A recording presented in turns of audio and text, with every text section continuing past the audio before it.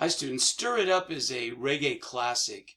On request, a student said, can we learn how to strum in a reggae style? And of course, that's what we're going to do. I'm going to play the bass part with a little drum machine, and then later I'll re-record over that your ukulele part.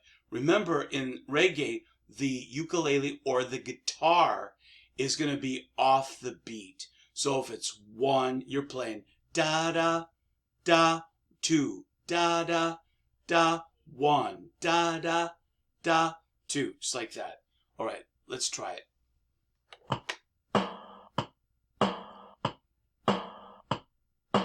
1, 2, 1, 2, ready, play.